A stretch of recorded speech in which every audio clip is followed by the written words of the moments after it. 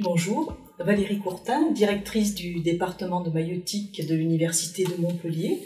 Je suis enseignante en maïeutique et docteur en sciences de l'éducation et je suis aussi responsable pédagogique du centre de simulation Simunim. J'ai complété mon expertise pédagogique en effectuant le diplôme interuniversitaire Apprendre par le jeu. Ce DU propose de maîtriser le potentiel utilitaire du jeu au service de la formation, de l'enseignement et de la simulation. Alors je vais vous parler de comment métamorphoser la formation d'étudiants en santé par la ludification. En fait, il s'agit de la création d'un serious escape game multidisciplinaire à destination d'étudiants en santé, donc d'étudiants en maïeutique, en médecine et en sciences infirmières. Bonjour, on est des étudiantes en 3e année en maïeutique à Nîmes. On a participé du coup à la séance de simulation Escape Game avec notre directrice Valérie Courtin et notre enseignante Hélène Bouchot. Alors c'est un dispositif innovant qui est destiné à les faire interagir ensemble dès leur formation initiale. Il est à destination plutôt de travailler des compétences comportementales, ce qu'on appelle les soft skills, c'est-à-dire la communication, la collaboration interprofessionnelle, le leadership et tout ce qui est décision partagée en équipe. Alors les étudiants sont un petit groupe de 10 étudiants. 4 étudiants vont être admis dans cette maternité. Ils vont rentrer dans la chambre d'une patiente, chambre de maternité reconstituée, où ils trouveront la patiente allongée dans son lit. Et pendant un temps contraint de 45 minutes, ils vont avoir à résoudre diverses énigmes. Donc les énigmes vont être des énigmes qui sont en lien avec des pratiques professionnelles. On se base sur des dossiers médicaux. Ils vont avoir des professionnels à appeler avec des missions qui vont leur être données par téléphone, des consignes à appliquer. Ils vont avoir de nombreuses technologies à manipuler. Des tablettes, des QR codes qui vont les amener petit à petit sur la piste de l'énigme à résoudre. C'est une surprise d'ailleurs parce que oui, on nous avait pas dit à quoi ça ressemblerait, on nous avait dit on fait une expérience, il faut des volontaires, donc on y est allé et on a été personnellement j'ai été agréablement surprise parce que le principe de l'escape game est vraiment déjà génial. Voilà. Non mais là en plus il fallait un petit peu quand même mobiliser les connaissances qu'on avait eues au cours de la 2e année, au cours du stage infirmier.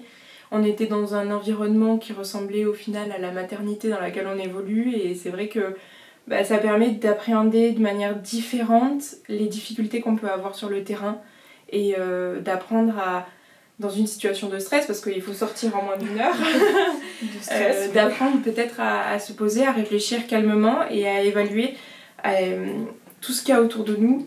Nous bénéficions ici d'un espace de simulation. À l'origine, il faut dire que le CHU de Nîmes a financé tous les mannequins que nous avons en centre de simulation côté obstétrique et la faculté de médecine a fourni les locaux et toute l'infrastructure vidéo qui va avec les séances de simulation.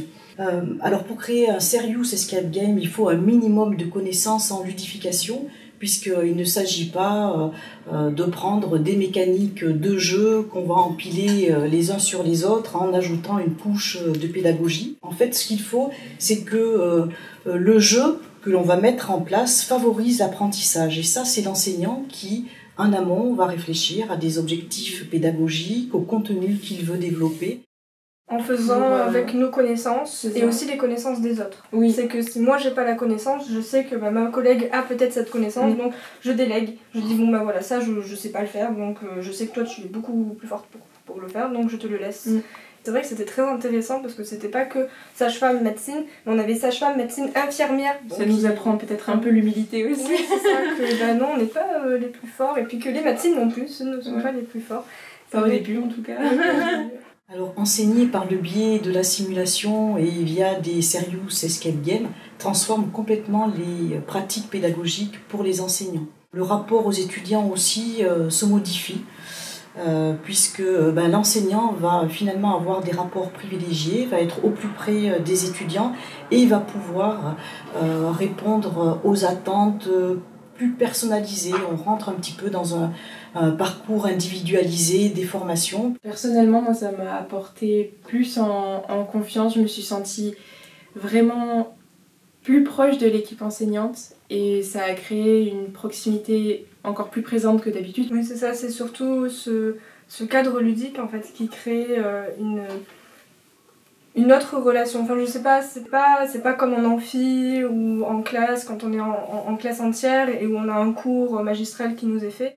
Alors ce Serious Escape Game est amené à se développer de plus en plus. Il a été construit à la base pour des étudiants en santé de 2e et 3e année.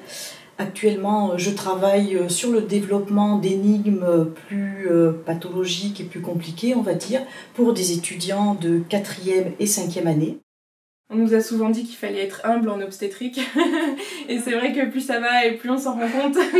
On a à apprendre de tous et au final je pense que c'était quand même une très bonne expérience. Je le referai volontiers. Oui, c'est jamais toujours partant. Le fait d'avoir été lauréat de l'appel à projet Innovation Tech of 2 me donne une petite latitude puisque je vais pouvoir investir dans du matériel plus sophistiqué pour proposer des énigmes différentes et variées aux étudiants.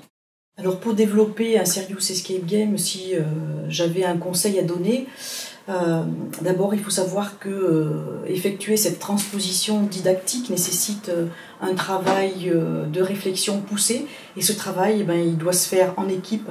Il est très important d'avoir une équipe pédagogique qui est partie prenante et finalement quand on est moteur pour développer des pratiques pédagogiques innovantes, eh bien on sent un dynamisme d'équipe. Ce qui fait la force aussi de la réussite du projet, c'est d'avoir une équipe forte qui entoure chaque étape de la conception du projet pour sa réussite.